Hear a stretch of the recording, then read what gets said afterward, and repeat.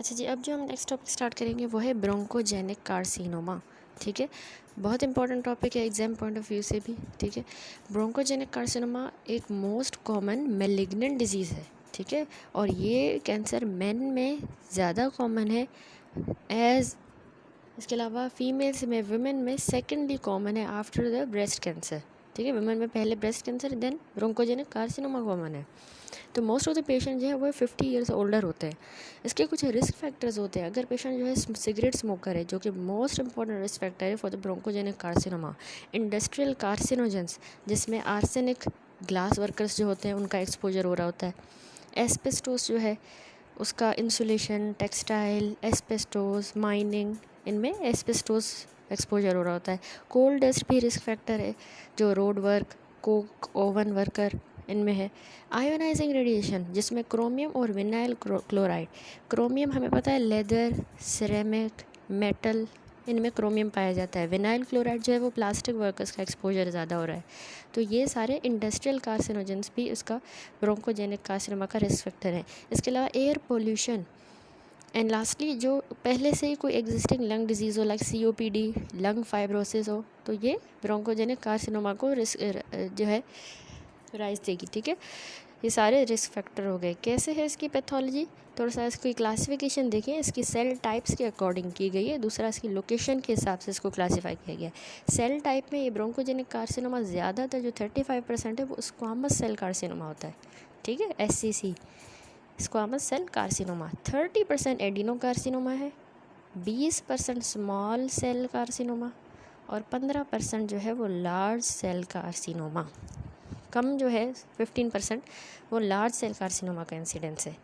ये cell type थोड़ी बाकी से कम मिलती है, ज़्यादा स्क्वामस सेल है। क्लासिफिकेशन लोकेशन के हिसाब से देखें, या तो ये सेंट्रली लोकेटेड होगा लंग में या पेरिफेरी में लोकेटेड होगा। सेंट्रली में भी जो 70% जो सेंटर में होते हैं वो स्क्वामस सेल कार्सिनोमा होते हैं। ठीक है, और फिर जो है स्मॉल सेल कार्सिनोमा। लेकिन पेरिफेरी ऑफ द लंग में एडिनो कार्सिनोमा ज़्यादा है, 30%। लार्ज सेल कार्सिनोमा दूसरा इसके अलावा। पेरीफेरी में आपने एडिनो याद रखना है, सेंटर में आपने स्क्वामस सेल। तो जो सेंटर में लोकेटेड होते हैं ना ट्यूमर, वो ऑब्स्ट्रक्ट करते हैं सेगमेंटल, लोबार या मेन स्टेम जो ब्रोंकाई होते हैं, ब्रोंकाई होता है उसको जो है ऑब्स्ट्रक्ट कर देगा। जाहिर सी बात है, सेंटर में ब्लॉक करेगा उसको, तो उसके नतीजे में लंग पीछे कोलैप्स कर जाएगा। ठीक है, ऑब्स्ट्रक्शन की वजह से एयर नहीं जा रही, कोलैप्स कर जाएगा बनस्पत उन पेरीफेरी लोकेटेड ट्यूमर्स के, जो कि लेट डायग्नोज होते हैं। क्योंकि वो सेंटर में है तो जल्दी डायग्नोज हो जाएगा, कोलैप्स हो रहा है लंग का। पेरीफेरी वाला जल्दी नहीं होता डायग्नोज। क्लिनिकल फीचर, पेशेंट आया आपके पास ब्रोंकोजेनिक कार्सिनोमा के साथ, तो उसकी मैनिफेस्टेशंस क्या होती हैं? एक तो उस ट्यूमर इटसेल्फ के इफ़ेक्ट्स हैं उसकी वजह से, दूसरा वो फैला है, स्प्रेड किया है उसने लोकल, उसके सिम्टम्स होंगे, फीचर्स होंगे। मेटास्टेटिस के फीचर होंगे। इसके अलावा पैरानियोप्लास्टिक सिंड्रोम भी प्रोड्यूस होता है, डिटेल में देखेंगे, उसके फीचर्स हमें मिलते हैं। ये 4 किस्म के हमें क्लिनिकल फीचर मिलेंगे। पहले तो देखें ट्यूमर की वजह से, ट्यूमर जहाँ पड़ा हुआ है ब्रोंकस में, उसकी वजह से क्या सिम्टम हो रहे हैं। सबसे पहला है कफ विथ स्पूटम। ठीक है, अभी सिर्फ ट्यूमर पड़ा हुआ है ब्रोंकस में, उसकी वजह से कफ हो रही है विथ स्पूटम। ये मोस्ट कॉमन जो अर्ली सिम्टम होता है, खांसी हो रही है, बलगम भी आ रहा है, तो ये इसमें अर्ली सिम्टम होता है। स्पूटम पस वाला होगा, याद रखिएगा। अगर उसमें बैक्टीरियल इन्फेक्शन हो गया है तो उसमें पस होगा स्पूटम में। ठीक है, सेकेंडरी बैक्टीरियल इन्फेक्शन की वजह से। ब्रोंकियल कार्सिनोमा इटसेल्फ जो है स्पूटम को प्रोड्यूस नहीं कर रहा, लेकिन जो पेशेंट है ना, उनको कोई ना कोई साथ एसोसिएटेड क्रोनिक ब्रोंकाइटिस हो सकती है, क्योंकि वो सिगरेट स्मोकर है। सिगरेट स्मोकर में क्रोनिक ब्रोंकाइटिस तो होती है। ठीक है, एम्फाइसीमा होगी या क्रोनिक ब्रोंकाइटिस, तो उनको पहले ही एग्जिस्टिंग लंग डिजीज़ है जिसकी वजह से बलगम बना है, फिर उसको उस पर फिर ब्रोंकोजेनिक कार्सिनोमा डेवलप हुआ है, तो ऐसा लग रहा है। लेकिन वो स्पूटम ज़्यादातर उस वजह से हुआ है, क्रोनिक ब्रोंकाइटिस से। ठीक है, तो पहला सिम्टम हो गया कफ विथ स्पूटम, और ये due to tumour in the bronchus symptom हो रहे हैं। उसके बाद अगला है हेमोप्टाइसिस। हेमोप्टाइसिस है कि मोस्टली जो है ना, सेंट्रल जो ब्रोंकाई में अगर कार्सिनोमा बना है, ब्रोंकोजेनिक कार्सिनोमा, पेरिफेरल नहीं सेंट्रल, तो सेंट्रल में ज़्यादातर पेशेंट को हेमोप्टाइसिस होती है, less frequently in the peripheral. Repeated slight सी हेमोप्टाइसिस कॉमन होती है, थोड़ी थोड़ी हो रही है। और ये ब्रोंकोजेनिक कार्सिनोमा का याद रखिए कैरेक्टरिस्टिक फीचर होता है, आपके पास एग्जाम में ये BCQ आएगा। ठीक है, हेमोप्टाइसिस का कैरेक्टरिस्टिक फीचर है। देन चेस्ट पेन, अब उस ब्रोंकस में ट्यूमर पड़ा हुआ है, उसकी वजह से चेस्ट पेन, क्योंकि फुलनेस प्रेशर लग रहा है, महसूस हो रहा है चेस्ट पे, फुलनेस हो रही है। हाउएवर इसकी वजह से प्लूरिटिक पेन भी हो सकता है। अगर इसने प्लूरा को इन्वेड कर दिया, रिब्स को इन्वेड कर दिया, तो प्लूरिटिक पेन भी हो सकता है। ठीक है, तो कैरेक्टर ऑफ पेन भी आपने देखा, या तो प्रेशर या फुलनेस होगी या प्लूरिटिक होगा। पेन के अलावा ब्रेथलेसनेस होगी। क्यों? क्योंकि लंग कोलैप्स कर गया है। ठीक है, तो ऑब्स्ट्रक्शन कर रहा है ना लार्ज ब्रोंकस की, पीछे लंग कोलैप्स करेगा ट्यूमर की वजह से, या फिर उस ट्यूमर की वजह से जो प्लूरल इफ्यूजन हुई है उसकी वजह से पेशेंट को ब्रेथलेसनेस होगी। ठीक है, अब टेबल बना हुआ है जिसमें frequency of common presenting symptoms of bronchogenic carcinoma given है। सबसे ज़्यादा जो है ना, जो सिम्टम है, कफ पेशेंट को होती है इस ट्यूमर में, ब्रोंकोजेनिक कार्सिनोमा में 41%। दूसरा 22% लोगों को चेस्ट पेन होता है। ठीक है, पेन, कफ एंड पेन दोनों साथ 15% लोगों को, और हेमोप्टाइसिस जो है वो 7% लोगों को होगी। थोड़ा बहुत जो है लेस देन 5% जो है वो चेस्ट इन्फेक्शन का हो जाना, shortness of breath, weight loss होता है, मलेज, हॉर्सनेस, डिस्टेंट स्प्रेड, और बिल्कुल कोई भी सिम्टम ना होना, ये लेस देन 5% है। ठीक है, ये सारे इनमें से हर एक सिम्टम। तो यहाँ पर हो गए ट्यूमर इन द ब्रोंकस की वजह से symptoms, cough with sputum, haemoptysis, chest pain, breathlessness. अब आता है symptom due to local spread. Tumour वहीं पे लोकली अब स्प्रेड किया है, तो कहाँ जाएगा स्प्रेड करके? प्लूरा में अगर गया, प्लूरा में जाएगा तो प्लूरिटिक किस्म का चेस्ट पेन होगा, क्योंकि उसने मैलिग्नेंट इन्वेजन की है प्लूरा में। ठीक है, ईसोफेगस में जाएगा तो डिस्फेजिया होगा। अभी हम उसके स्प्रेड वाले सिम्टम देख रहे हैं। ईसोफेगस में गया, डिस्फेजिया होगा। सुपीरियर वीना केवल ऑब्स्ट्रक्शन, अगर यहाँ फैल गया, यानी सुपीरियर वेना केवा को उसने ऑब्स्ट्रक्ट किया, तो क्या होगा? पेशेंट को कैरेक्टरिस्टिक सिम्टम होते हैं जिसको कहते हैं मॉर्निंग हेडेक, फेशियल कंजेशन, सुबह उठेगा उसके सर में दर्द होगा, फेशियल कंजेशन होगी, इडीमा होगा उसके अपर लिम्स का, क्योंकि ऊपर ब्लड नहीं जा रहा ना, सुपीरियर वेना केवा ऑब्स्ट्रक्ट हुई है। इसके अलावा जो डायलेटेड वेन्स हैं वो हमें चेस्ट वॉल पे नज़र आएंगी, ऑब्स्ट्रक्शन की वजह से डायलेट हो गई है। ठीक है, दूसरा, अब अगर वो रिब की तरफ स्प्रेड किया तो रिब्स को इरोड करेगा, इरोजन करेगा, तो हमें क्या सिम्टम मिलेंगे? बोनी टेंडरनेस होगी पेशेंट को, लोकल एंड बोनी टेंडरनेस। ठीक है, रिब इरोड हुई है। पेरिकार्डम में जाएगा तो कार्डियक टेम्पोनेट हो जाएगा, कंप्रेस करेगा ना हार्ट को। नर्व्स में जाएगा तो जैसे ब्रेकियल प्लेक्सस है, सारे अलग अलग नर्व्स की इन्वॉल्वमेंट लिखी हुई है। ब्रेकियल प्लेक्सस की इन्वॉल्वमेंट ज़्यादातर आप याद रखिए, पैन कोस्ट ट्यूमर जो होता है, जो tip of apex of lung है वहाँ पे ट्यूमर हो तो उसको हम पैन कोस्ट कहते हैं। तो उस पैन कोस्ट ट्यूमर में पैन कोस्ट सिंड्रोम होता है। ठीक है, क्योंकि ब्रेकियल प्लेक्सस इन्वॉल्व हो जाता है ना, तो इसको कहते हैं पैन कोस्ट सिंड्रोम, जिसमें क्या होगा? शोल्डर में पेन होगा पेशेंट को, क्योंकि वो कार्सिनोमा जो है एपेक्स ऑफ द लंग की तरफ स्प्रेड किया है, वहाँ से स्प्रेड करके ब्रेकियल प्लेक्सस में चला गया है, तो शोल्डर पेन होता है। इसके अलावा अगर उसने रिकरेंट लेरिंजल नर्व को इन्वॉल्व कर दिया तो पेशेंट को जाहिर सी बात है हॉर्सनेस होगी। अगर सर्वाइकल सिंपैथेटिक चेन इन्वॉल्व हुई लंग एपेक्स के कार्सिनोमा में, यानी पेनकोस्ट ट्यूमर ने उसको इन्वॉल्व किया, तो हॉर्नर सिंड्रोम होगा। हॉर्नर सिंड्रोम हमें पता है उसी साइड की, इन्वॉल्व वाली साइड की इप्सिलेटरल टोसिस होगी, मियोसिस होगी, anhidrosis of the face and enophthalmos. ठीक है, पार्शियल टोसिस भी हो रहा है, मियोसिस हो रहा है, कंस्ट्रक्शन ऑफ पिपल, स्वेटिंग नहीं हो रही, एनहाइड्रोसिस हो रही है फेस की, और इनोफ्थैल्मोस स्मॉल हो रहे हैं आईबॉल। तो सर्वाइकल सिंपैथेटिक चेन इन्वॉल्व हो जाएगी तो ये नर्व इसके सिम्टम होंगे। वैगस को इन्वॉल्व करेगा तो गैस्ट्रिक सिम्टम होंगे। अगर इंटरकोस्टल नर्व्स जो होती है वो इन्वॉल्व होंगी तो जहाँ वो सप्लाई कर रही हैं, डिस्ट्रीब्यूशन ऑफ द नर्व पे बहुत सीवियर किस्म का पेन होगा। ठीक है, ये सारे लोकल स्प्रेड वाले सिम्टम हुए। फिर आता है ब्रोंकोजेनिक कार्सिनोमा ने अब मेटास्टेसिस कर दी, तो मेटास्टेसिस से क्या सिम्टम होंगे? अगर जो है ब्रेन में डिपॉजिट्स हमें मिल रहे हैं, सेकेंडरी डिपॉजिट्स की वजह से पेशेंट को फिट्स पड़ेंगे। ठीक है, पर्सनैलिटी चेंज आएगा उसमें। सही, अगर उसने बोन में मेटास्टेसिस की तो बोन पेन होगा सीवियर किस्म का, पैथोलॉजिकल फ्रैक्चर्स होना शुरू हो जाएंगे। ठीक है, जॉन्डिस अगर उसने लिवर को इन्वॉल्व किया तो पेशेंट को जॉन्डिस होगी। ये मेटास्टेसिस वाले सिम्टम। इसके अलावा लास्ट हमने कहा था एक पैरानियोप्लास्टिक सिंड्रोम होता है, जो कि होता नॉन मेटास्टेटिक, अभी मेटास्टेसिस नहीं हुई उन जगहों पे, लेकिन non metastatic extra pulmonary manifestation हो रही है, लंग्स के बाहर मैनिफेस्टेशन बाहर हो रही है, तो उसको हम कहते हैं पैरानियोप्लास्टिक सिंड्रोम, जिसकी वजह से पेशेंट को एनोरेक्सिया, वेट लॉस हो जाएगा, उसका parathyroid hormone related peptide release होगा जिसकी वजह से हाइपर कैल्सीमिया हमें मिलता है, ठीक है। ह्यूमन कोरियोनिक गोनेडोट्रोपिन रिलीज़ होगा HCG, तो उसको गायनेकोमेस्टिया होगी। इसके अलावा कुशिंग सिंड्रोम होगा, क्योंकि ना एक्टोपिक ACTH की सिक्रीशन होगी उस ब्रोंकोजेनिक कार्सिनोमा की वजह से ACTH सिक्रीट हो रहा और कुशिंग सिंड्रोम हो जाएगा। एक्रोमेगैली, ग्रोथ हार्मोन रिलीज़ होगा, पेशेंट को एक्रोमेगैली होगी। उसके फिंगर्स में क्लबिंग मिलेगी हमें। Inappropriate secretion of the ADH होगा, anti diuretic hormone. And lastly hypertrophic pulmonary osteoarthropathy and tenderness in the wrist and ankle joint, ठीक है। टेंडरनेस भी मिल रही है रिस्ट और एंकल जॉइंट पे। जब आप एक्सरे करवाएंगे ना इस हाइपरट्रॉफिक पल्मोनरी ऑस्टियोआर्थ्रोपैथी में, तो आपको वो जो जिन पेन बोन्स में पेशेंट को पेन हो रहा है वहाँ पर आपको न्यू बोन फॉर्मेशन नज़र आएगी एक्सरे पे, सब पेरियोस्टियल न्यू बोन फॉर्मेशन, ठीक है। ये हाइपरट्रॉफिक पल्मोनरी ऑस्टियोआर्थ्रोपैथी में हमें मिलता है। और साथ में उसको रिस्ट और एंकल में मतलब टेंडरनेस हो रही है, जहाँ पेन हो रहा है टेंडरनेस हो रही है, वहाँ पे न्यू बोन बन रही है। तो ये भी इसका पेरानियोप्लास्टिक सिंड्रोम की वजह से फीचर्स हैं, ठीक है।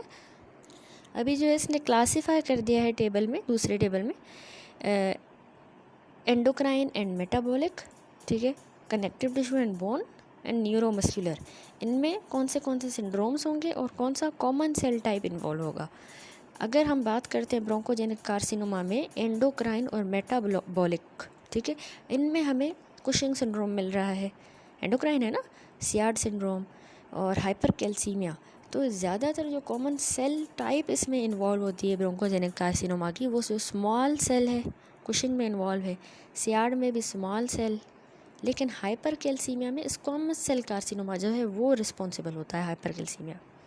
कनेक्टिव टिश्यू और बोन की बात करें तो उसमें हमें क्लबिंग मिल रही है, हाइपरट्रोफिक पल्मोनरी ऑस्टियोआर्थ्रोपैथी। तो इनमें squamous cell carcinoma, adeno carcinoma, large cell carcinoma, ये तीनों जो सेल टाइप थी ये कनेक्टिव टिश्यू और बोन में जो सिंड्रोम हो रहे हैं उनके लिए रिस्पॉन्सिबल है। न्यूरोमस्कुलर यानी peripheral neuropathy, Eaton Lambert syndrome, ये स्मॉल सेल कार्सिनोमा जो है इस तरह के सिंड्रोम्स को राइज दे रहा है, ठीक हो गया। यहाँ पर इनकी सारी जो है क्लिनिकल फीचर्स कंप्लीट हुए। अब आता है, आपने एग्जामिन किया पेशेंट को ब्रोंकोजेनिक कार्सिनोमा, आपको क्या फिजिकल साइंस मिलेंगे चेस्ट में। कॉमनली हमें कोई भी फिजिकल साइन नहीं मिलता जब तक कि ब्रोंकियल ऑब्स्ट्रक्शन बहुत ज़्यादा ना हो जाए, सिग्निफिकेंट ना हो जाए, या फिर वो जो ट्यूमर है वो प्लूरा को या मेडियस्टिनम को इन्वॉल्व नहीं करता, हमें कोई साइन नहीं मिलता प्लूरा या मेडियस्टिनम जब तक इन्वॉल्व ना हो। तो एक तो फिंगर क्लबिंग वेरी रेयर है ये स्मॉल सेल कार्सिनोमा में, उसमें रेयर है, बाकी हमें वैसे फिंगर क्लबिंग मिलती है, ठीक है। ब्रोंकोजेनिक कार्सिनोमा में पेशेंट के जो सुप्रा क्लेविकुलर लिम्फ नोड्स होते हैं वो इनलार्ज हो जाएंगे, सुप्रा क्लेविकुलर। सुपीरियर वीना केवल सिंड्रोम वाली मैनिफेस्टेशन आपको मिलेंगी। कैसे, एक तो जगलर वेन्स जो हैं वो आपको इनगोर्ज्ड मिलेंगी, डिस्टेंडेड मिलेंगी, और फेस, नेक, आर्म्स, ऊपर वाले ये जो है एरिया सुपीरियर वीना केवा को जिनको सप्लाई करती है वहाँ सारा आपको इडीमा मिलेगा, ठीक है, क्योंकि वो ऑब्स्ट्रक्टेड है ना, तो फ्लूइड निकल आया, इडीमा हो रहा है। कोलैप्स के साइन आपको ऐसे पेशेंट में मिलेंगे। अगर उसने लार्ज ब्रोंकस को ट्यूमर ने बंद कर दिया, ऑब्स्ट्रक्ट कर दिया, तो कोलैप्स होगा, कोलैप्स वाले सारे साइंस मिलेंगे। अस्कल्टेशन पे आपको फिक्स्ड इंस्पायरेटरी रोंचाई मिलेंगे over a large bronchus due to obstruction, ठीक है। ऑब्स्ट्रक्शन है, एक किस्म की रुकावट है आगे, साउंड आवाज़ एयर जा नहीं रही, तो फिक्स्ड जो है इंस्पायरेटरी रोंकाई मिलेंगी। प्लूरल इफ्यूशन के आपको साइंस मिलेंगे क्योंकि उसकी कॉम्प्लिकेशन है। नमूनिया के साइंस मिलेंगे क्योंकि इन्फेक्शन हो जाता है हमेशा जहाँ पे भी, जैसे फॉरेन बॉडी भी अगर आती है, ऑब्स्ट्रक्शन होती है तो पीछे इन्फेक्शन होगा, क्योंकि अब यहाँ पर ये बड़ा सा इन्होंने टेबल बना दिया है पैरा नियोप्लास्टिक सिंड्रोम को। क्लिनिकल सिंड्रोम जो है कौन से हो रहे हैं, एक तो hyper calcaemia, ectopic ACTH and gynaecomastia. Hyper calcaemia में क्या फीचर्स होते हैं पेशेंट को, जब भी पेशेंट को हाइपर कैल्सीमिया हो, कैल्शियम लेवल ब्लड में बढ़ा हो, तो पेशेंट को फटीग होती है, उसको वो कन्फ्यूज होता है, एनोरेक्सिया, नोशा, पोलीयूरिया याद रखिएगा, इसमें होता है वीकनेस होती है और कॉन्स्टिपेशन, ठीक है। तो आप कैसे डायग्नोस करेंगे कि हाइपर कैल्सीमिया हुआ है, इसको ये वाला सिंड्रोम हुआ है। सीरम कैल्शियम लेवल आप करवाएंगे और सीरम पैराथायरॉयड हार्मोन आप करवाएंगे, क्योंकि पैराथायरॉयड हार्मोन रिलेटेड पेप्टाइड बढ़ा था ना पैरानियोप्लास्टिक सिंड्रोम में, उस पेप्टाइड बढ़ने की वजह से हाइपरकैल्सीमिया हुआ है, तो वो अभी आपको एलिवेटेड मिलेगा। कैसे आप मैनेज करें ऐसे पेशेंट को? 2 to 4 लीटर आप उसको डेली सलाइन देंगे। फ्यूरोसिमाइड डायरेटिक जो है उसके साथ आपने सलाइन देना है। बिसफोस्फोनेट्स आप देंगे, ठीक है, ताकि जो भी कैल्शियम है ब्लड में ना रहे, वो उसको बोन से उसको अब्जॉर्ब कर ले। और कैल्सीटोनिन देंगे आप, ठीक है, क्योंकि ये जो है उसका ऑपोजिट काम करता है पैराथायरॉयड हार्मोन के, कैल्सीटोनिन, वो बोन में फिर ले जाएगा कैल्शियम को। देन आता है अगला सिंड्रोम एक्टोपिक एड्रीनोकॉर्टिकोट्रोपिक हार्मोन एक्टोपिकली सिक्रीट हो रहा है, तो पेशेंट क्या प्रेजेंट करेगा? एक्रोमेगैली होगी उसको। कैसे डायग्नोस करेंगे? ग्रोथ हार्मोन रिलीजिंग हार्मोन आपने करवाया, इंसुलिन लाइक ग्रोथ फैक्टर्स आप करवाएंगे, और ग्लूकोज सप्रेस्ड ग्रोथ हार्मोन। या आप टेस्ट याद कर लें इसकी डायग्नोसिस एक्टोपिक ACTH को डायग्नोस करने के लिए। Growth hormone releasing hormone, insulin like growth factor और ग्लूकोज सप्रेस्ड ग्रोथ हार्मोन, तो उससे डायग्नोस हो गया। अब आपने कैसे मैनेज किया? एक्रोमेगैली में हम पढ़ते आए हैं, फार्मा में भी ब्रोमोक्रिप्टीन दी जाती है, ठीक है। इसके अलावा अगर कोई ट्यूमर है जहाँ से वो एक्टोपिकली सिक्रीट हो रहा है, उसको हम सर्जिकली रिसेक्ट करेंगे, उसको ही निकाल देंगे जो सोर्स है उस ACTH की। लास्ट आता है गायनेकोमेस्टिया में आपने अंडरलाइन कॉज है उसको ट्रीट करना होता है, ठीक हो गया। अगला जो टेबल बना हुआ है जिसमें common radiological presentations of bronchial carcinoma given है, ठीक है। रेडियोलॉजी में किस तरह ये कॉमनली प्रेजेंट करता है? या तो ये यूनिलेटरल हाइलर इनलार्जमेंट करेगा, नंबर 1, ठीक है, एक साइड पे हाइलम हमें इनलार्ज मिल रहा है। कब ऐसा होता है? सेंट्रल ट्यूमर में हाइलर ग्लैंडुलर इन्वॉल्वमेंट अगर हो जाए। Beware peripheral tumour in apical segment of a lower lobe can look like an enlarge hilar shadow on the posterior anterior radiograph.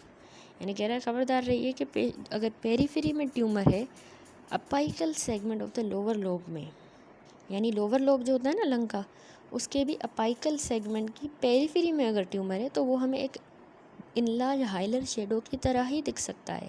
जब आप पोस्टीरियर एंटीरियर रेडियोग्राफ करवाएंगे, एक्सरे करवाएंगे, तो उस जैसा दिख सकता है, ठीक है। तो आपने उसको भी जहन में रखना है। तो याद रखिएगा सेंट्रल ट्यूमर में, पेरिफेरल ट्यूमर अगर हो जाए अपाइकल लोअर लोब में, अपाइकल सेगमेंट में, या हाइलर ग्लैंडुलर इन्वॉल्वमेंट हो, यानी सेंट्रल ट्यूमर है उसने हाइलम के ग्लैंड्स को इन्वॉल्व किया है, हाइलर ग्लैंडुलर इन्वॉल्वमेंट की, तो उसमें हमें एक साइड की यूनिलेटरल हाइलर इनलार्जमेंट मिलती है। दूसरा कैसे मिलेगा एक्सरे पे? पेरिफेरल पल्मोनरी ओपेसिटी, पेरिफेरी जो है ना लंग की, उसमें पेरिफेरल ओपेसिटी देखें, यूजुअली ये ओपेसिटी इर्रेगुलर होती है लेकिन ये वेल सर्कमस्क्राइब्ड होगी, ठीक है। इसमें इर्रेगुलर कैविटेशन हो सकती हैं उसके अंदर, कहीं है कहीं नहीं है इर्रेगुलर कैविटेशन, ठीक है। लेकिन इसके अलावा वो बहुत लार्ज भी हो सकती है, opacity can be very large, लेकिन ये होगी well circumscribed peripheral pulmonary opacity. अगला जब आप एक्सरे देखोगे ब्रोंकोजेनिक कार्सिनोमा का, लंग लोब या सेगमेंट का आपको कोलैप्स मिलता है। यूजुअली ट्यूमर जब ब्रोंकस में आता है ना तो ऑक्लूजन करवाता है, ठीक है। लंग कोलैप्स प्रोड्यूस हो सकता है जब मेन ब्रोंकस कंप्रेस हो रहा हो, उसको प्रेशर है, उसको कंप्रेस हो रहा है, किस वजह से? बाय इनलार्ज्ड लिम्फ ग्लैंड, ठीक है। कार्सिनोमा वाला लिम्फ ग्लैंड भी इनलार्ज की है तो वो उनको कंप्रेस कर रहा है, तो उसमें आपको एक कोलैप्स मिलता है। अगला एक्सरे में आपको प्लूरल इफ्यूजन भी मिल सकती है। यूजुअली प्लूरल इफ्यूजन जब आपको मिल रही है तो आपको क्या इशारा मिल रहा है कि ये जो ट्यूमर है ये प्लूरल स्पेस में इन्वेड कर गया है, ठीक है। Very rarely a manifestation of infection in the collapsed lung tissue distal to a bronchial carcinoma, यानी ब्रोंकियल कार्सिनोमा है, उसने ऑब्स्ट्रक्शन कर दी है, नीचे इन्फेक्शन हो गया तो उस इन्फेक्शन की भी मैनिफेस्टेशन होती है रेयरली, उस इन्फेक्शन की वजह से ये प्लूरल इफ्यूजन हुई है, ये भी एक वजह बनती है, लेकिन रेयरली। ज़्यादातर यही वजह है कि प्लूरल स्पेस को उसने इन्वेड किया है, जिसकी वजह से हमें एक्सरे पे इफ्यूजन मिल रहा है, ठीक है। देन आता है एक्सरे पे हमें मेडिस्टिनम की ब्रॉडनिंग नज़र आए, कार्डियक शेडो इनलार्ज्ड हो, हेमी डायाफ्राम जो है वो एलिवेटेड हो, ठीक है। जो पैराट्रैकियल लिम्फेडिनोपैथी अगर आपको मिल रही है पैराट्रैकियल, तो इसका मतलब है कि अपर मेडियस्टिनम जो है वो इनलार्ज हो गया है, ये इंडिकेट करती है। ठीक है, मैलिग्नेंट पेरिकार्डियल इफ्यूजन की वजह से कार्डियक शैडो हमें इनलार्ज मिलता है। अगर पेरिकार्डियल इफ्यूजन हो गई हो मैलिग्नेंट, वहाँ पे मैलिग्नेंसी की वजह से, ठीक है। रेज्ड डायाफ्राम हमें जो मिल रहा है वो क्यों हो रहा है? क्योंकि फ्रेनिक नर्व की पाल्सी की वजह से। अगर आप जब स्क्रीनिंग करवाओगे तो वो पैराडॉक्सिकली अपवर्ड मूव करेगा। जब पेशेंट स्निफ करेगा, एग्जामिन करते हैं हम, स्क्रीनिंग करवाते हैं, पेशेंट को कहेंगे स्निफ करके दिखाएं, तो वो पैराडॉक्सिकली ऊपर की तरफ मूव करेगा। ठीक है, तो ये फ्रेनिक नर्व पाल्सी में हमें मिलता है क्योंकि नर्व्स भी इन्वॉल्व हो रही थी। ये चीज़ें मिल रही हैं। एक तो हमें मेडिस्टिनम ब्रॉडन मिल रहा है, कार्डिक शेडो से लार्ज मिल सकता है, उसकी वजह देखी हमने, और हेमी डायफ्राम एलिवेटेड। लास्टली है रिब डिस्ट्रक्शन। देखें, अगर वही tumour bronchogenic carcinoma directly chest वाल को आके इन्वेड कर देता है, या फिर वो ब्लड बॉर्न मेटास्टेटिक स्प्रेड करता है, ब्लड के थ्रू जाता है, जाके ऑस्टियोलिटिक रिलेशंस कर देता है रिब्स के अंदर, रिब्स को डिस्ट्रॉय कर रहा है, एरोड कर रहा है, या डायरेक्टली या इनडायरेक्टली ब्लड के थ्रू। तो ये रिब डिस्ट्रक्शन के भी हमें जो है फीचर्स ये रेडियोग्राफ पे मिलते हैं। तो ये आपने कॉमन जो रेडियोग्राफिक प्रेजेंटेशंस होती हैं ब्रोंकियल कार्सिनोमा की, ये जहन में रखनी है कि आपको एक साइड की यूनिलेटरल हाइलर इनलार्जमेंट मिल सकती है, पेरिफेरल पल्मोनरी एक वेल सर्कमस्क्राइब्ड ओपेसिटी नज़र आ सकती है, प्लूरल इफ्यूजन मिल सकता है, लंग सेगमेंट या लोबार कोलैप्स हो सकता है, mediastinum broaden, cardiac shadow enlarge, hemidiaphragm elevated, या रिब की destruction.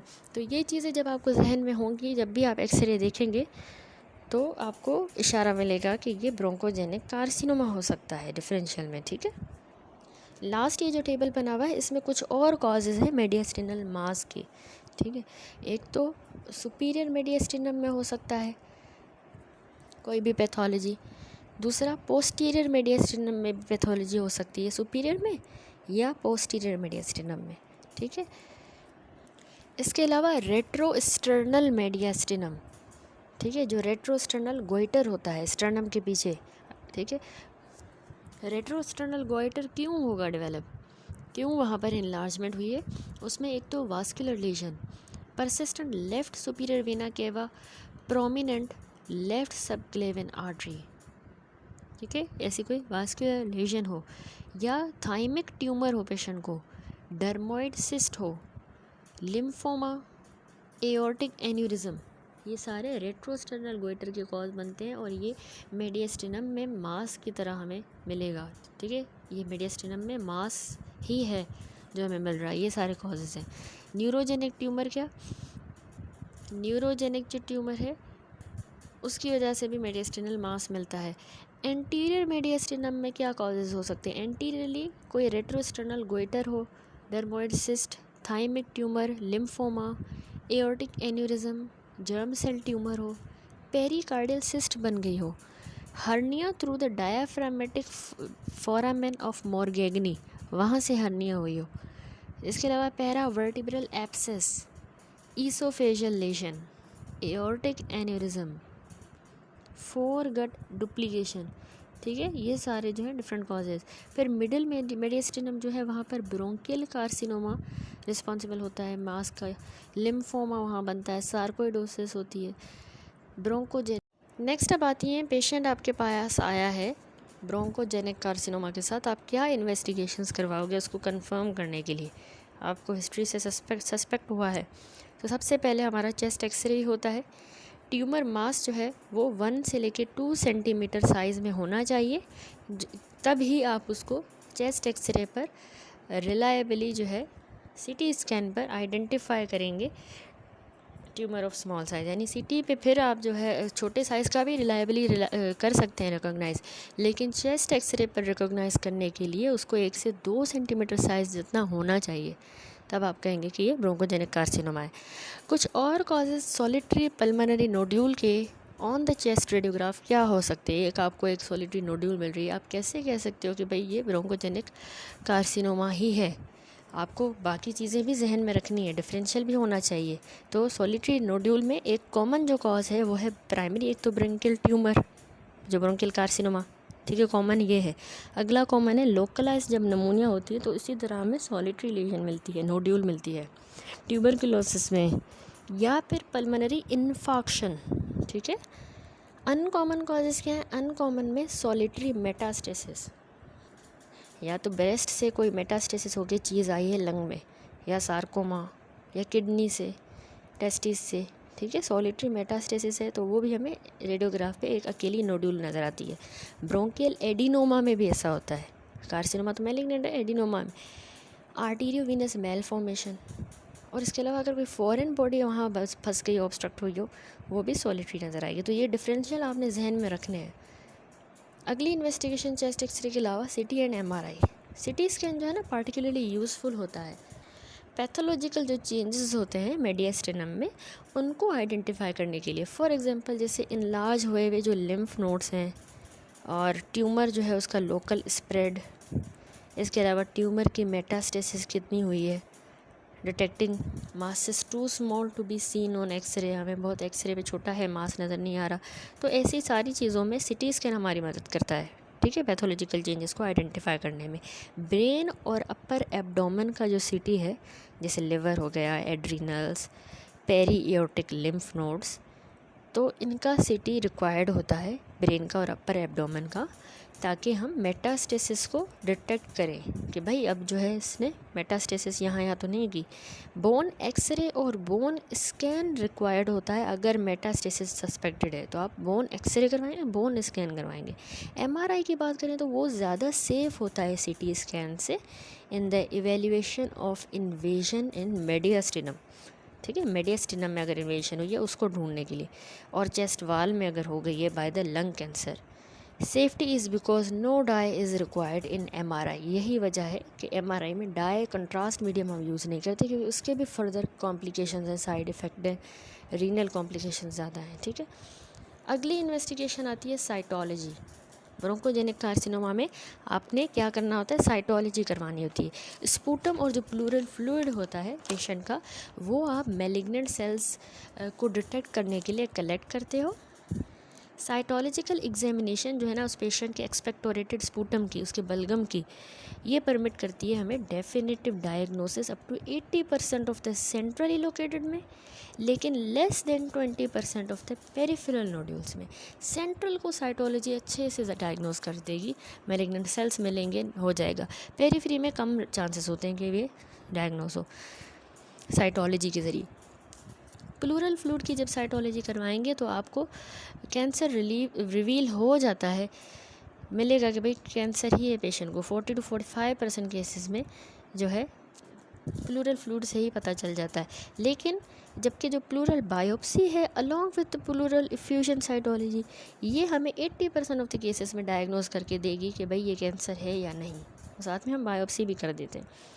His tissues for the histology can be obtained by bronchoscopy, percutaneous needle aspiration के थ्रू भी हम ले सकते हैं tissue, mediastinoscopy, lymph node biopsy, या अदर जो मेटास्टेटिक साइट्स हैं उनकी बायोप्सी करके। ठीक है, तो ये मेथड्स इसने थोड़ा लिखे हैं कि आप किस तरह से साथ में बायोप्सी भी ले सकते हैं।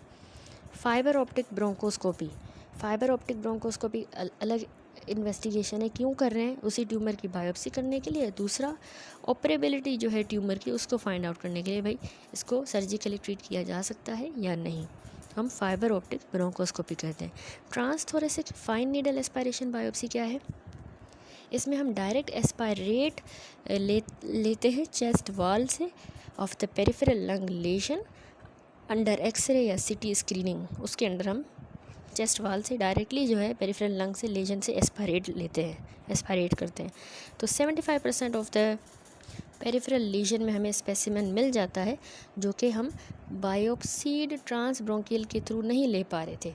ट्रांसब्रोंकियली हम कर रहे थे ना, जो फाइबर ऑप्टिक ब्रोंकोस्कोपी भी कर रहे थे, उसमें हम नहीं ले पा रहे थे बायोप्सी। तो हम इस रूट के थ्रू डायरेक्टली भी जा सकते हैं पेरिफेरल लंग लीजन्स में, ट्रांसथोरेसिक फाइन नीडल एस्पायरेशन करके ले सकते हैं। तो इसमें थोड़ा सा मसला ये होता है कि न्यूमोथोरिक्स जैसी कॉम्प्लिकेशन होती हैं 25%, और फिर हमें चेस्ट ट्यूब लगानी पड़ती है पेशेंट को। ठीक है, देन लास्ट सुप्रा क्लेविकुलर जो लिम्फ नोड है, ये भी हमें डेफिनेटिव डायग्नोसिस प्रोवाइड करते हैं जब भी लार्ज लिम्फ नोड्स हम सुप्राक्लेविकुलर फोसा में अगर पाल्पेट कर पा रहे हैं, हमें पाल्पेट हो रहे हैं वो, तो ये भी डेफिनेटिव डायग्नोसिस देते हैं of the bronchogenic carcinoma. Next आता है characteristics of the different type of bronchogenic carcinoma. जो सारी हमने टाइप्स पढ़ी थी सेल टाइप के अकॉर्डिंग, तो हर टाइप में थोड़े डिफरेंट हमें कुछ फीचर मिलते हैं जो उस सेल टाइप के स्पेसिफिक है, तो ये थोड़े आपने जहन में रखने हैं, याद रखने हैं, ठीक है। सबसे पहले जो स्क्वामस सेल कार्सिनोमा है, ये मोस्टली मैंने आपको बताया ज़्यादातर सेंट्रली अराइज करता है। कहाँ से अराइज करेगा? ट्रैकियोब्रोंकियल ट्री से ऊपर, प्रॉक्सिमली उससे ऊपर जो है सेंट्रली अराइज करेगा।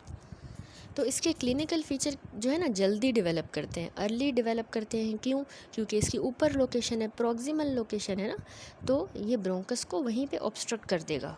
नीचे तो नहीं है, ट्रैकियोब्रोंकियल ट्री से ऊपर है, तो वहाँ ऑब्स्ट्रक्शन करेगा, पेशेंट को कफ होगी, हेमोप्टाइसिस होगी, लोबार या सेगमेंटल उसका कोलैप्स हो जाएगा ऑब्स्ट्रक्शन की वजह से, ठीक है, और पोस्ट ऑब्स्ट्रक्टिव नमूनिया जैसी कॉम्प्लिकेशंस होंगी। तो इस स्क्वामस सेल कार्सिनोमा में याद रखिएगा कि रीजनल लिम्फ नोड्स में इसको टेंडेंसी है कि ये मेटास्टेसाइज करता है। डिस्टेंट की तरफ रिलेटिवली लेट मेटास्टेसिस इसमें होती है। 40 से 60% केसेस में आप इसको स्पूटम साइटोलॉजी के थ्रू ही डायग्नोज कर लेते हो, ठीक है, मोस्ट केसेस में।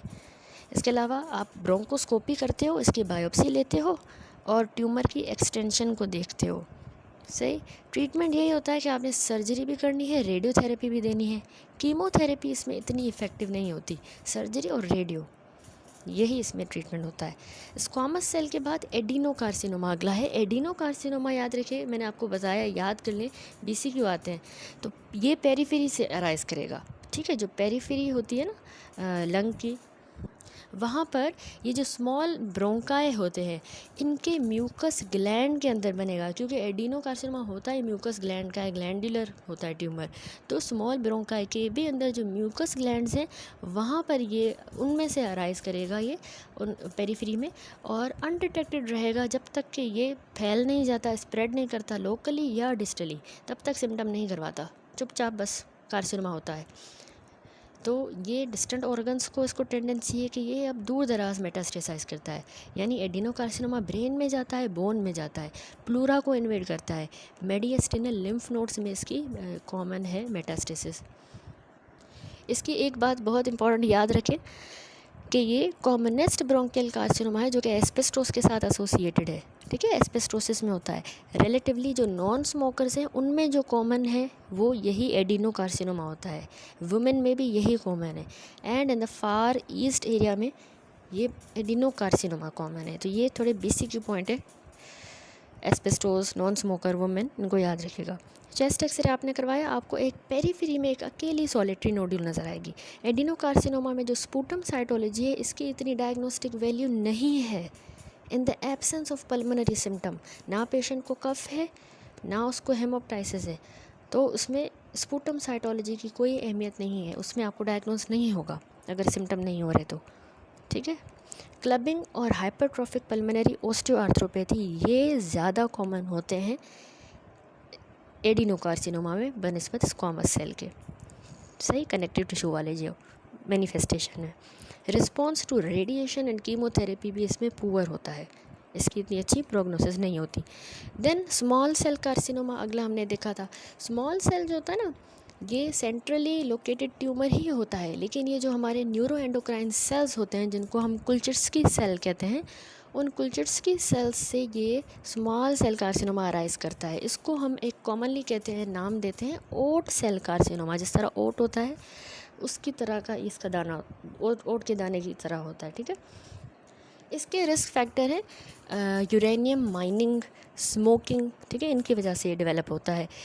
पैरानियोप्लास्टिक सिंड्रोम के साथ भी ये एसोसिएटेड है, हमने देखा था पहले टेबल में। रैपिडली ये ग्रो करता है जल्दी से, बहुत ही हाईली मैलिग्नेंट है। इसका एवरेज सर्वाइवल, एक बार पेशेंट को स्मॉल सेल कार्सिनोमा वो बस 2 से 4 महीने ही ज़िंदा रह पाएगा अगर आपने उसको ट्रीटमेंट ना दिया तो, ठीक है। सर्वाइवल टाइम भी इसका कम है, जल्दी ग्रो करता है, हाईली मैलिग्नेंट है। चेस्ट एक्सरे पर आपको हाइलर या पेरी हाइलर मास नज़र आएगा। स्पूटम साइटोलॉजी आपने ज़रूरी करनी होती है, इसमें करवानी होती है। ये एक वाहिद ब्रोंकियल कार्सिनोमा है जो कीमोथेरेपी को अच्छे से रिस्पॉन्ड करता है। कौन सा? स्मॉल सेल कार्सिनोमा, जो कुल्चिट्स्की सेल से अराइज किया है, कीमोथेरेपी इसमें फ़ायदे वाली है, ठीक है। अगेन BCQ पॉइंट, आपने कीमोथेरेपी का रिस्पॉन्स और जो रेडियोथेरेपी का रिस्पॉन्स है आपको उसको बेटर मिलेगा इसमें बनस्बत बाकी लंग ट्यूमर के। तो इसीलिए जो स्टैंडर्ड थेरेप्यूटिक ऑप्शंस हैं वो हम करते हैं। सर्जरी हम रेयरली ही परफॉर्म करते हैं, क्योंकि जब भी ये डायग्नोज होता है हमेशा इसकी मेटास्टेसिस हुई भी होती है, इतना जल्दी ग्रोइंग है, मेटास्टेटिक है, तो हम सर्जरी नहीं करते, वो फ़ायदे वाली नहीं है। रेडियो एंड कीमो करेंगे। लास्ट है सेकेंड लास्ट है large cell carcinoma. Large cell का ये है कि ये ग्रो तो जल्दी कर रहा है, लार्ज ट्यूमर होता है, पेरीफ्री में ही होता है। हिस्टोलॉजिक एग्जामिनेशन में आपको उसमें इसको लार्ज सेल्स नज़र आएंगे हिस्टोलॉजी पे, तभी इसको नाम दिया गया लार्ज सेल कार्सिनोमा। बड़े बड़े से चेस्ट एक्सरे पे भी आपको लार्ज मासेस नज़र आएंगे। रेडिएशन और कीमो को अच्छे से रिस्पॉन्ड नहीं करेगा। ट्रीटमेंट इसमें सर्जरी करनी है, बड़ा मास है, सर्जिकली रिमूव करेंगे। लास्ट ब्रोंको एल्वियोलर कार्सिनोमा, ये जो हमारे एल्वियोलर टाइप 2 न्यूमोसाइट्स होते हैं लंग्स में, उनमें से अराइज करेगा ब्रोंको एल्वियोलर सेल कार्सिनोमा। इसकी 2 फॉर्म्स में जो है ये ट्यूमर प्रेजेंट करता है। एक तो लोकलाइज ये सॉलिटरी नोडुलर लेजन प्रोड्यूस करेगा, अकेली सॉलिटरी नोडुलर लेजन, या ये डिफ्यूज़ एल्वियोलर प्रोसेस के थ्रू प्रेजेंट करेगा, ठीक है, या सॉलिटरी होगा या डिफ्यूज़ होगा। तो ये स्मोकिंग से रिलेटेड याद रखिए नहीं है। चेस्ट एक्सरे आपने करवाया, आपको एक सॉलिटरी नोड्यूल अकेली नज़र आएगी, इसमें नेमोनिक लेजन्स या फिर नज़र आएंगी नमूनिया की तरह डिफ्यूज़ वाले में। रेडियो कीमो से अच्छा रिस्पांस नहीं मिलता, इसको आपने सर्जरी से ही, अगर सॉलिटरी नोड्यूल है तो ट्रीटमेंट में सर्जरी करके निकाल देंगे। That's it. ये इसकी टाइप्स हुई ब्रोंकोजेनिक कार्सिनोमा की, डिफरेंट सेल टाइप्स की डिफरेंट कैरेक्टरिस्टिक्स। लास्ट है हमारे पास ट्रीटमेंट ऑप्शन।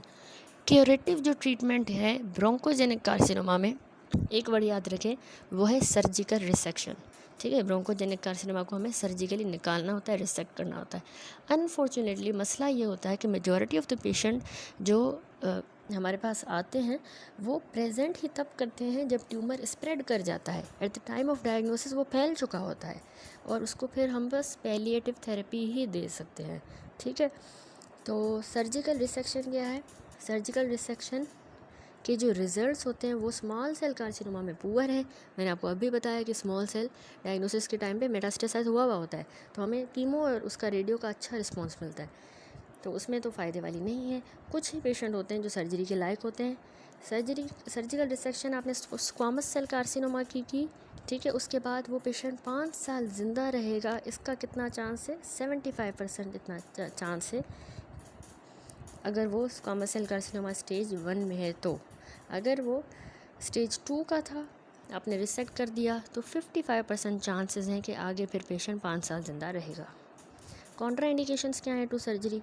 कब आप नहीं करेंगे? अगर डिस्टेंट मेटास्टेसिस हो गई हो, मेडियस्टिनम को इन्वॉल्व कर दिया है ट्यूमर ने, मेडियस्टिनम में इसने इन्वेड किया है, ठीक है, यानी ईसोफेजियल इन्वॉल्वमेंट मिल रही है, या तो वो कॉर्ड की पैरालिसिस मिल रही है, वीना कैवा ऑब्स्ट्रक्ट हो गया है, ट्रैकिया इन्वॉल्व हो गया है, पॉजिटिव सुप्रा क्लेविकुलर लिम्फ नोड आपको मिल रहे हैं, तो ये सारे यही इंडिकेट कर रहे हैं ना कि मेटास्टेसिस हो गई है।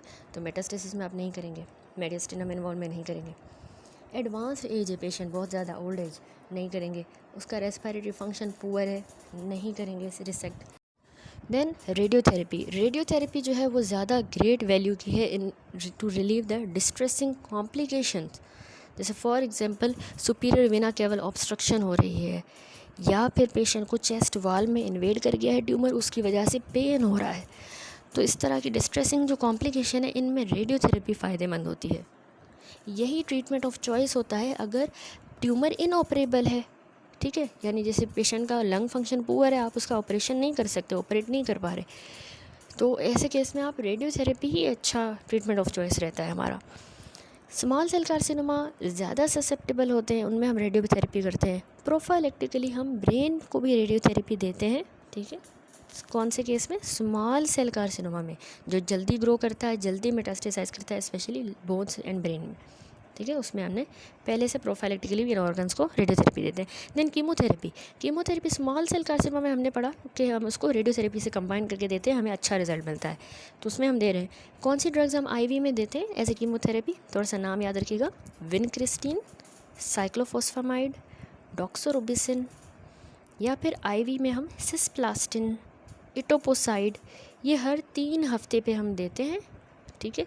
फॉर 3 to 6 साइकिल्स, ठीक है, 3 से 6 साइकिल्स में, हर 3 हफ्ते बाद हमने देनी होती है।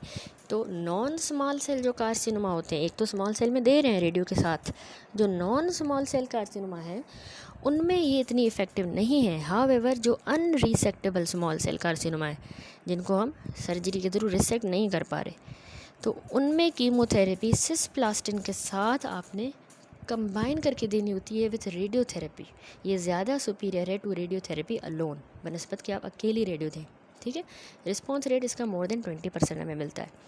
लास्ट लेज़र थेरेपी एक होती है, ये बहुत अच्छी होती है for destroying the tumour tissue including the major airway, ठीक है। जो मेजर एयरवे में हो गया है ट्यूमर, स्पेशली जो सेंट्रल होते हैं उनको ब्लॉक कर रहा है, तो उनमें लेज़र थेरेपी बहुत अच्छी होती है और उस ट्यूमर को डिस्ट्रॉय करती है, और जो कोलैप्स्ड लंग है उसको रिएक्शन अलाउ करेगी।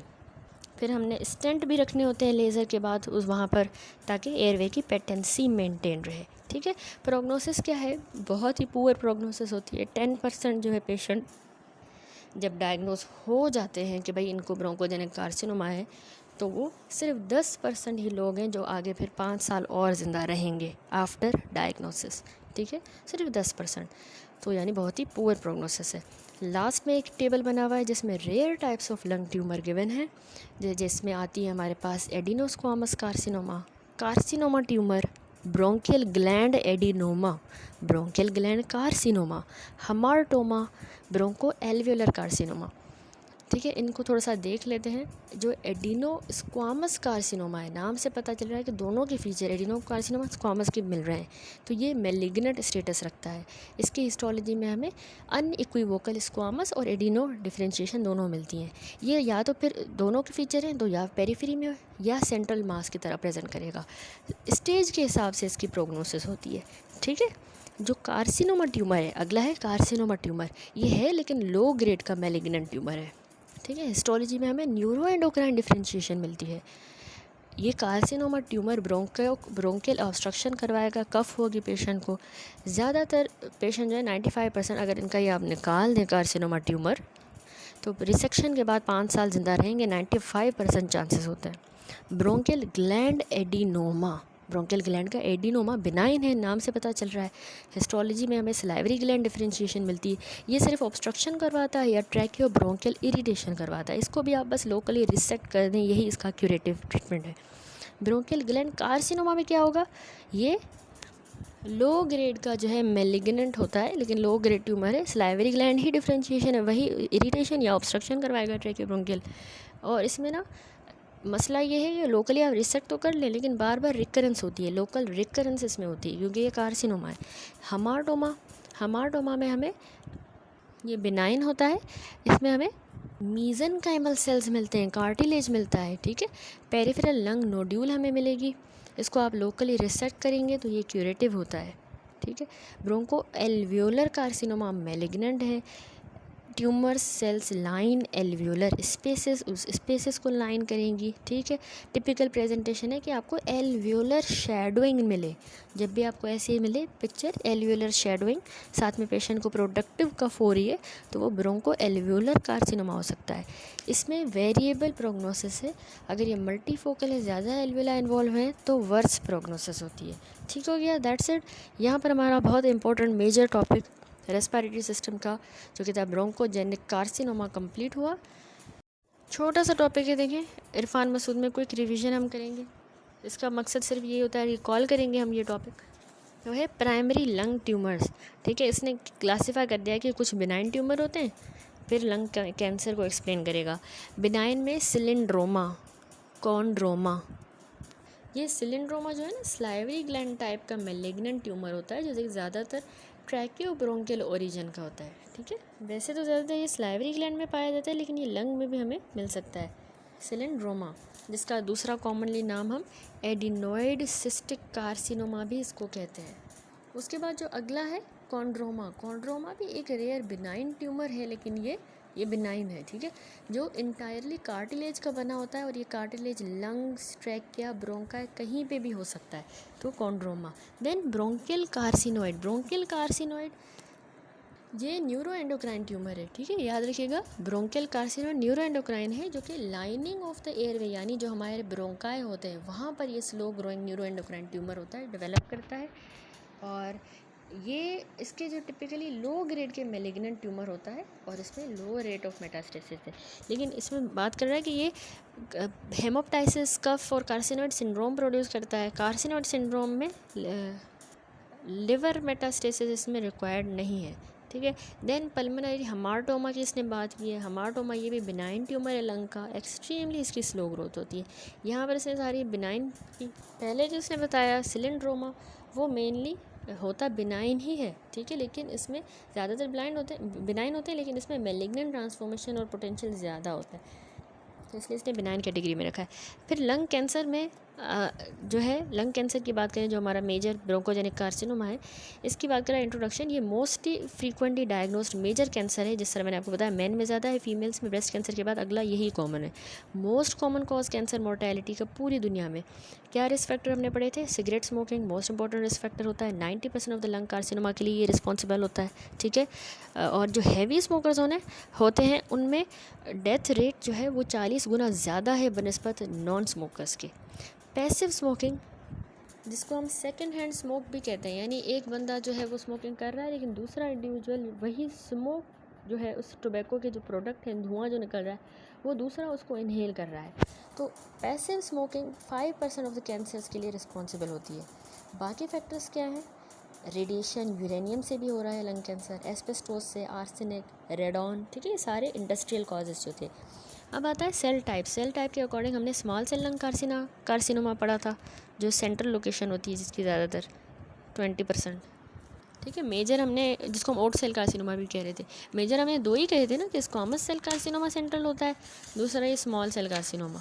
तो एक तो ज़्यादातर ये होते हैं।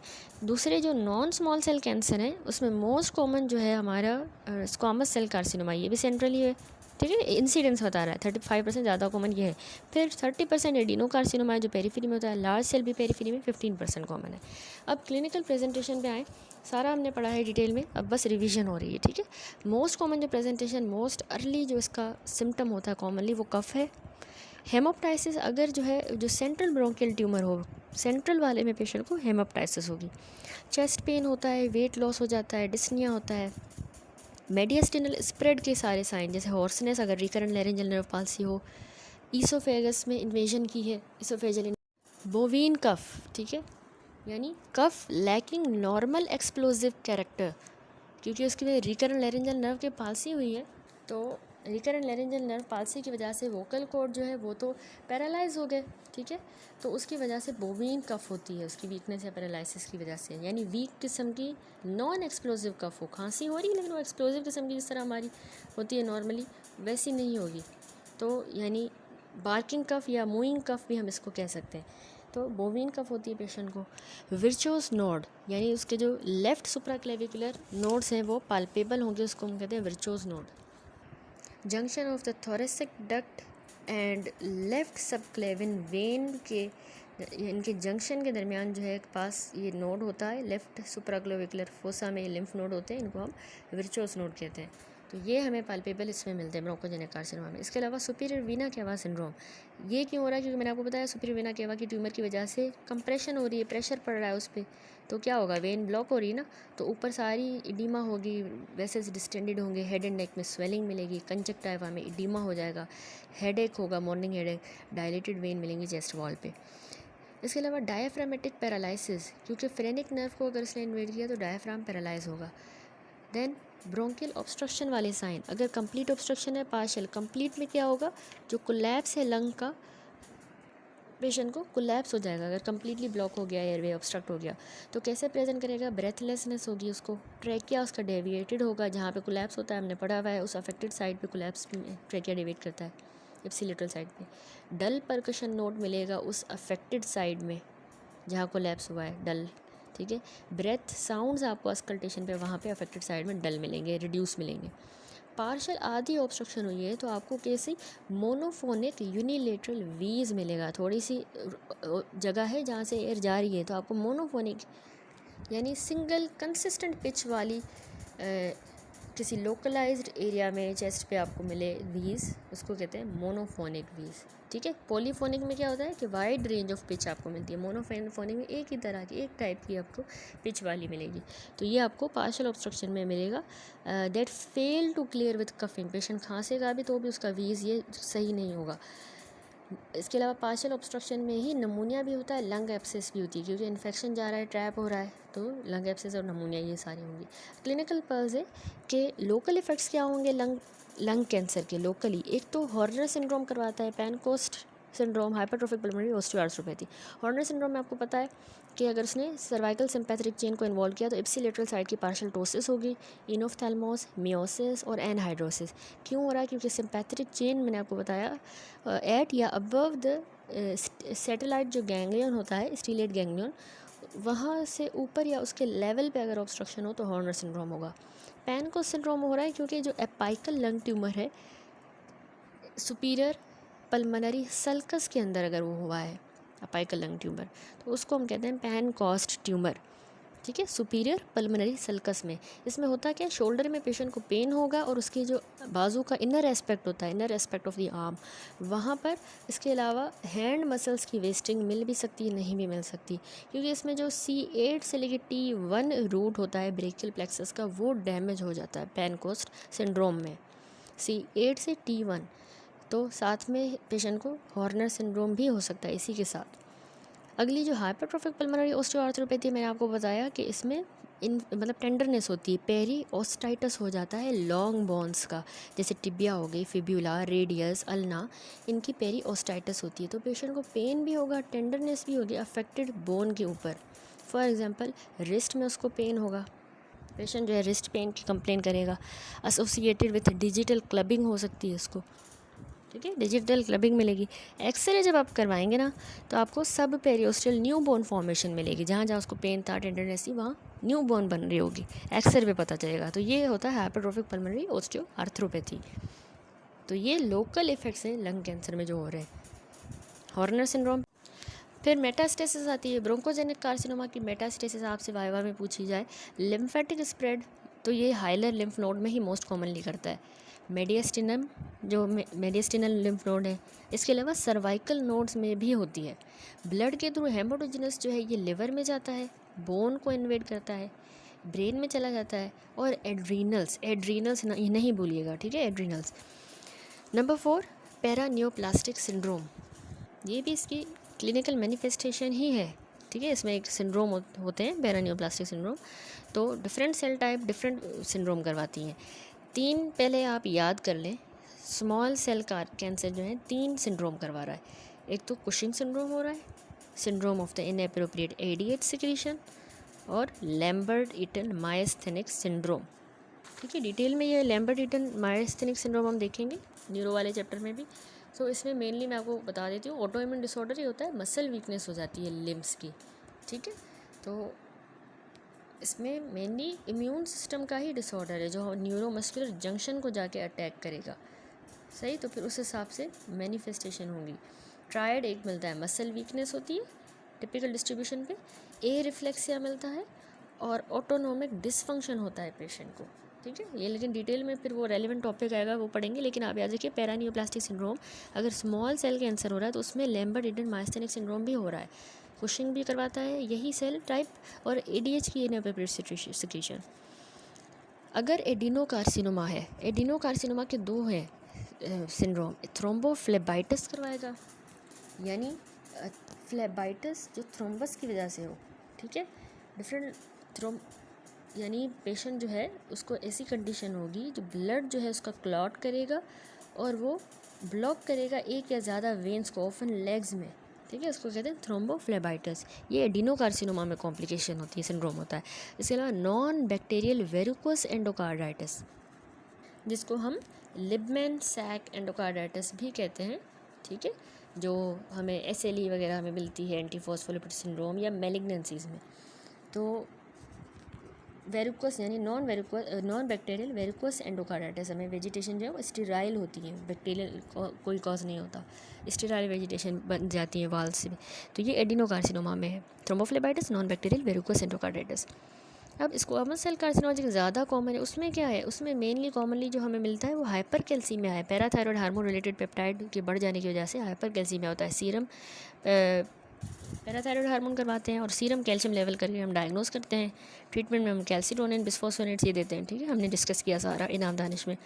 तो ये स्क्वामस सेल कार्सिनोमा है जो हाइपर कैल्सीमिया करवाता है। इनमें से आपके पास बीसीक्यू आ सकता है, ठीक है, कौन सा सेल टाइप कौन सा सिंड्रोम करवा रहा है।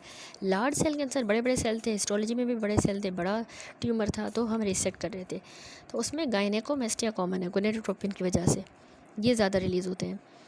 नॉन स्मॉल सेल कैंसर हैं जो भी हैं, तो स्मॉल सेल के अलावा बाकी सारे नॉन स्मॉल सेल ही, तो उनमें हमें डिजिटल क्लबिंग मिलती है। और सारे कैंसर्स में जो हमें फीचर मिलता है ब्रोंकोजेनिक कार्सिनोमा में, सब में कॉमनली जो एक मिलता है वो एक तो डर्माटोमायोसाइटिस मिलता है।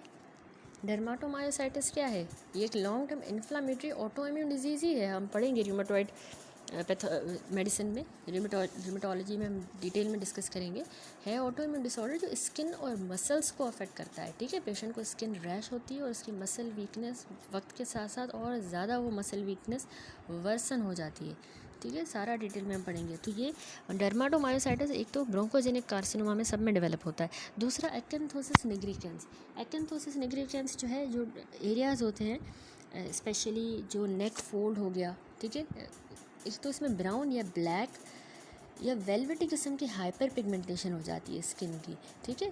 तो बॉडी फोल्ड्स वाले एरिया जैसे नेक हो गया, आर्म पिट हो गई, ग्रोइन, नेवल हो गया, फोरहेड या बाकी एरियाज़ में पोस्टीरियर लेटरल फोल्ड नेक के वहाँ पे वेलवेट किस्म की ब्राउन ब्लैक पिगमेंटेशन होती है, उसको हम कहते हैं एक्केंथोसिस निग्रिकेंस, वो हमें इसमें मिलता है।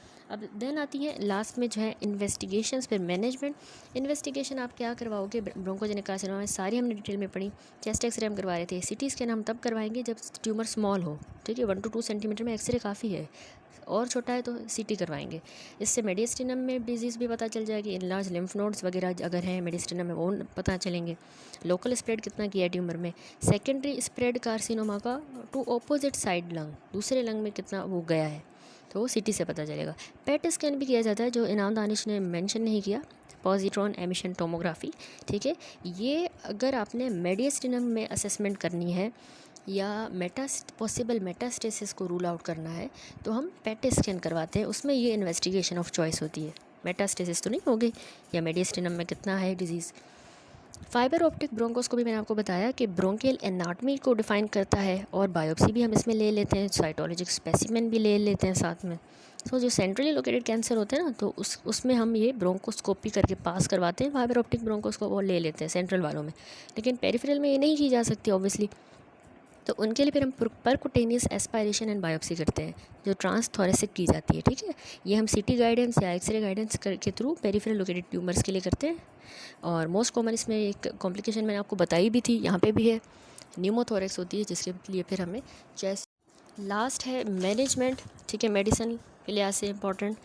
Non small cell lung cancer थे, ठीक है, जो सारी टाइप्स थी, एडिनो, स्क्वामस, लार्ज सेल, ये सारे इसमें आ गए। दूसरे थे स्मॉल सेल लंग कैंसर। तो नॉन स्मॉल सेल में अर्ली स्टेज है अभी, ठीक है, तो आप उसको सर्जिकली रिसेक्ट कर सकते हो, ठीक है, इसमें चांस होता है आप इसे रिसेक्ट कर सकते हो। मेन ट्रीटमेंट मोडालिटी ही यही होती है, प्लस में आप एडजुवेंट जो है उसको कीमोथेरेपी दे दो। लेकिन अगर वही जो है एडवांस स्टेज पे चला गया है तो सिर्फ आपका मेन ट्रीटमेंट मोडालिटी होता ही कीमोथेरेपी। एडवांस में आप कभी भी, हमने कॉन्ट्राइंडिकेशन भी पढ़ी थी, मेटास्टेसिस वगैरह या एडवांस डिजीज़ है, एडवांस एज भी है अगर, तो आप सर्जरी नहीं करते, रिसेक्ट नहीं करते, उसमें सिर्फ आपने कीमोथेरेपी देनी होती है, प्लस आप रेडियोथेरेपी दे सकते हो, ठीक है। तो कौन सी है, बिवाकीजुमाब एक है antibody, anti vascular endothelial growth factor है ये बेवाकीजुमाब, ठीक है, anti vascular endothelial growth factor antibody है जो कि मीडियन सर्वाइवल रेट 2 महीनों तक बढ़ा सकती है, तो ये भी हम एडिशनली दे सकते हैं। और कीमोथेरेपी के हमने डिफरेंट नाम पढ़े थे, सिस्प्लास्टिन भी थी, विनक्रिस्टिन, ठीक है, डॉक्सोरुबिसिन, और ये सारी आप थोड़ा सा याद रखिएगा। जो स्मॉल सेल लंग कैंसर है, जो मैंने आपको बताया जल्दी रैपिडली ग्रो करता है, रैपिडली मेटास्टेसिस कर जाता है, फैल जाता है, इसमें सर्जरी तो पॉसिबल ही नहीं होती। जब भी पेशेंट प्रेजेंट करेगा तो प्रेजेंटेशन के टाइम पे उसकी डिजीज़ डाइसेमिनेटेड होती है, फैल जाती है पूरी बॉडी में। तो इसमें ट्रीटमेंट मोडालिटी होता ही प्राइमरी हमारा कीमोथेरेपी, ये बीसीक्यू आएगा, ठीक है, कि स्मॉल सेल में आपका पहला ट्रीटमेंट क्या होता है, कीमो। नॉन स्मॉल सेल में आपने अर्ली पे आप कर सकते हो रिसेक्ट, स्मॉल में कभी भी रिसेक्ट नहीं कर सकते, ठीक है, BC क्यों आएगा ये। रेडियोथेरेपी जो होती है वो आपने कीमो के साथ ऐड करके देनी होती है ताकि थोड़ा सा सर्वाइवल इम्प्रूव हो, सही। और मेनली है कीमो ही, ठीक है, उसके साथ रेडियो दे सकते हो। और प्रोफाइलेक्टिकली आप ब्रेन की जो है रेडिएशन करते हो, क्रेनियल रेडिएशन, उससे भी सर्वाइवल इम्प्रूव होता है। That's it. यहाँ पे ये टॉपिक हमारा अल्हम्दुलिल्लाह कंप्लीट हुआ, ब्रोंकोजेनिक कार्सिनोमा। नेक्स्ट वीडियो से हमें